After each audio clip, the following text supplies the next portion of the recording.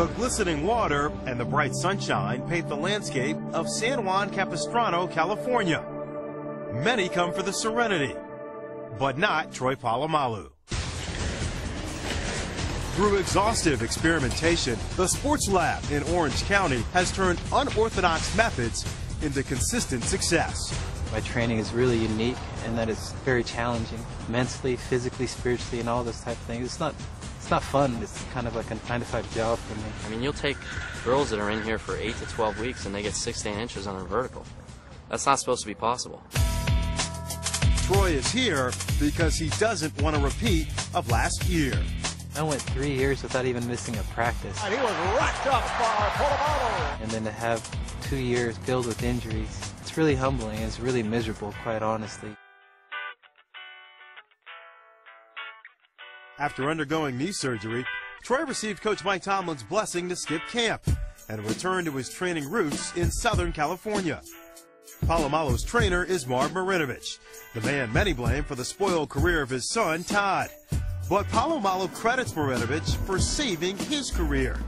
Injured in college, he says Marv's program brought him back. Now, 7 years later, the 4-time Pro Bowler hopes history will indeed repeat itself. He was a junior at USC, and he came over, and right away I was overwhelmed with his athleticism and his ability to relax.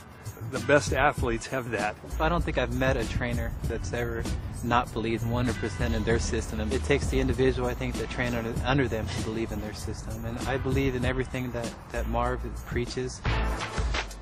Marinovich is a pioneer of isokinetic training. Where traditional regimens utilize heavy weightlifting to get bigger, Marv and his trainers eliminate the free weights and instead focus on getting muscles to fire faster. What we're doing is we are challenging the nervous system of the body to react at a higher level. And we're doing that by systematically training each piece of the body, from the feet all the way up to the head. We do a lot of balance type of things, a lot of jumping. If you watch any type of kung fu movies or watching these Tibetan monks standing on poles, on one foot, it's more related to that type of training. Their philosophy is, when it comes to muscles, bigger is not better, it's slower. If you were a boxer and your arm weighed 150 pounds, is it moving at this speed? Is it going to hurt you? Well, you put that same arm at 10 pounds, and now you're going to hurt somebody.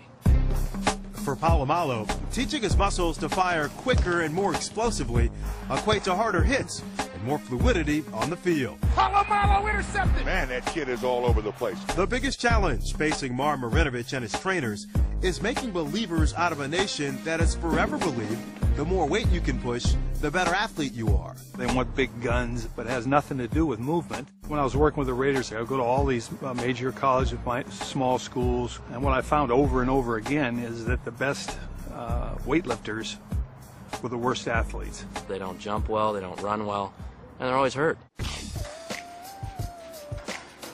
For Troy, the challenge is getting healthy, trusting his newly repaired knee, and getting back to his all-pro form. Right now my knee is not 100%, but train to be 100% at this moment.